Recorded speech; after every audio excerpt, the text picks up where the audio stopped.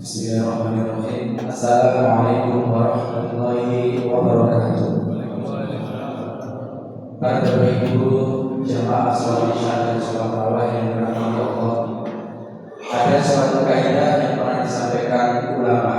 Kalau kita ingin tetap istiqomah dalam menjalankan suatu kebaikan, amal soleh, dan tetap istiqomah dalam meninggalkan suatu keburukan atau kemaksiatan, maka kita perlu tahu tentang al-wa'du dan al-wa'id. Al-wa'du adalah janji balasan, keutamaan, fadilah yang Allah berikan kepada seseorang apabila seseorang itu menjalankan suatu ibadah atau amal kebaikan. Sedangkan al-wa'id adalah ancaman balasan, hukuman yang Allah berikan kepada seseorang apabila seseorang itu mengerjakan suatu kemaksiatan. Kalau kita ingin istiqomah dalam menjalankan suatu kebaikan, misalkan dia mulai, maka kita perlu tahu tentang fadilah atau keutamaan dia mulai. Kalau kita ingin istiqomah dalam meninggalkan suatu kemaksiatan, misalkan korupsi, berzina, mencuri, maka kita perlu tahu tentang ancaman hukuman yang Allah berikan apabila kita mengerjakan itu. Nah, dari situ akan memberikan kita motivasi untuk tetap istiqomah dalam meninggalkan kemaksiatan dan istiqomah dalam mengerjakan amal kebaikan. Maka pada hukum yang singkat ini saya akan menyampaikan fadilah keutamaan orang-orang yang senantiasa menuntut ilmu, senantiasa bermaksud ilmu. Keutamaan yang pertama seperti yang disampaikan Rasulullah SAW melalui riwayat Muawiyah radhiyallahu anhu, di mana Muawiyah pernah mendengar Rasulullah SAW bersabda, "May yuridillahu bihi khairan yufaqihuhu fid din." Barang siapa yang Allah menghendaki suatu kebaikan, maka Allah akan memahamkan dia tentang perkara agamanya. Sekiranya Allah menginginkan kebaikan kepada kita Bapak Ibu, niscaya Allah akan susukan dalam hati kita rasa nikmat, rasa tenang saat kita menuntut ilmu, saat kita bermaksud ilmu. Kalau kita dalam berbasis ilmu, kita merasa tenang, nyaman, penuh semangat, itu tandanya Allah menginginkan kebaikan kepada kita, itu tandanya Allah mencintai kita. Tetapi sebaliknya, kalau berada dalam berbasis ilmu, kita merasa risih, tidak tenang, kepingin cepat selesai, kepingin cepat pulang, itu tandanya Allah sudah mencabut rasa nikmat dalam hati kita. Sering kita mendapati sejarah ulama soleh terdahulu, misalkan Imam Syafi'i, beliau menghabiskan waktu malamnya menjadi 3 bagian, sepertiga untuk ibadah, sepertiga untuk istirahat, sepertiga untuk menuntut ilmu, sepertiga dari 12 jam 4 jam. Beliau setiap malam menghabiskan 4 jam untuk membaca buku, membaca kitab, mempelajari Al-Quran. Kok bisa? Kok tidak bosan? Karena Allah sudah menanamkan dalam hatinya rasa nikmat, rasa nyaman, rasa tenang saat berbasis ilmu.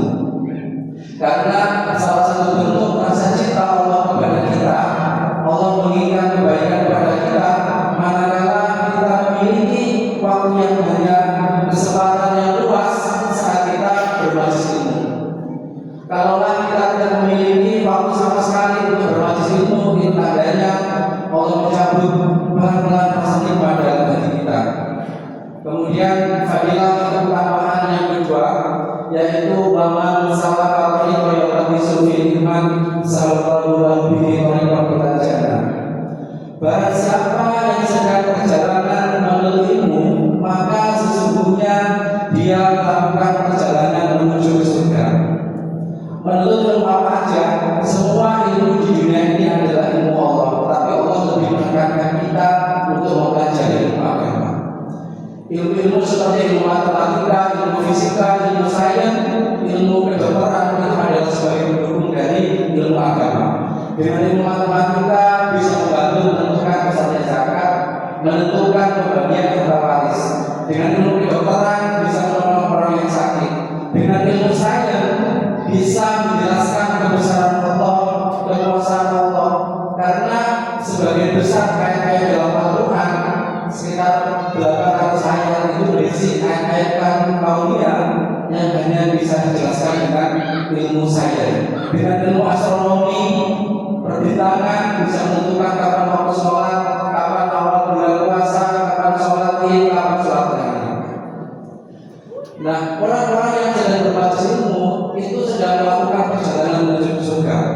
Misalkan ada seorang karyawan pagi bekerja, kemudian sorenya pulang, dia menjadwalkan dirinya untuk menuntut ilmu berbasis ilmu, baik itu mendatangi masjid ataupun kajian online. Nah, orang ini sesungguhnya sedang melakukan perjalanan menuju surga.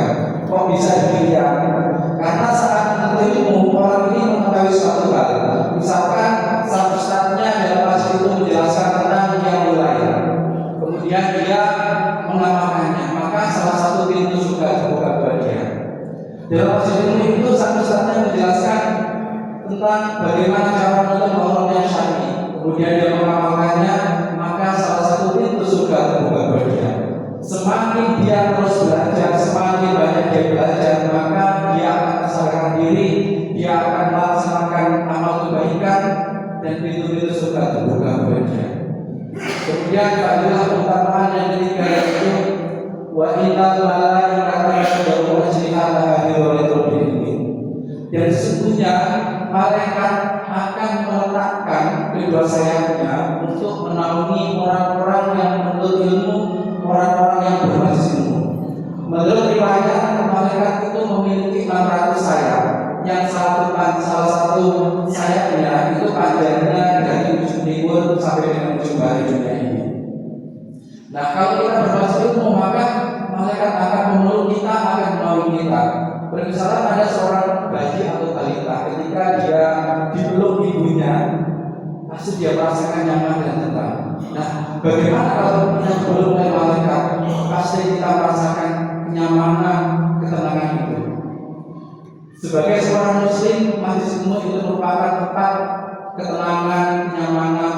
Kalaulah kita memiliki permasalahan, baik itu masalah ekonomi, masalah keluarga, maka solusi yang tepat adalah datang ke majelis ilmu. Karena di majelis ilmu yang pertama, malaikat menaungi kita, yang kedua, majelis ilmu itu merupakan rohul jannah, yaitu taman-taman surga. Kemudian fadilah yang keempat, yaitu wa inna alima la yasbiru man fis samawati wa man fil ardi wa qila fil jawfi ma'an. Dan sesungguhnya orang-orang yang berilmu itu, seluruh penduduk langit dan seluruh penduduk bumi, bahkan ikan-ikan yang ada di lautan, ikut mendoakan kita, ikut beristighfar mohon ampun atas dosa dan salah kita. Kita sebagai manusia biasa seperti saya tidak lepas dari salah dan dosa. Mungkin ada dosa yang sudah kita obati, kita istighfari, ada dosa yang belum kita obati, kita istighfari. Nah, di sini Allah memberikan solusi yang lain dengan mendatangi, menghadiri masjid ilmu, maka Allah mengampuni dosa-dosa kita, karena seluruh penduduk langit dan seluruh penduduk bumi, hatta bahkan ikan-ikan yang ada di lautan ikut mendoakan kita, ikut memohon ampun atas dosa-dosa kita. Kemudian fadilah yang kelima, yaitu wa inna fadla al-abid wa fadla al-mumani la yatadati ala syai'in kawaki. Dan sesungguhnya keutamaan orang yang menuntut ilmu dibanding dengan abid, orang yang ahli ibadah, itu seperti perbandingan bulan purnama dengan bintang-bintang yang ada di angkasa. Seberapa banyak bintang-bintang yang ada di angkasa tidak bisa mengalahkan, tidak bisa menandingi keindahan bulan purnama. Seberapa abidnya seseorang ahli ibadah setiap hari di masjid, iktikaf, itu jauh lebih utama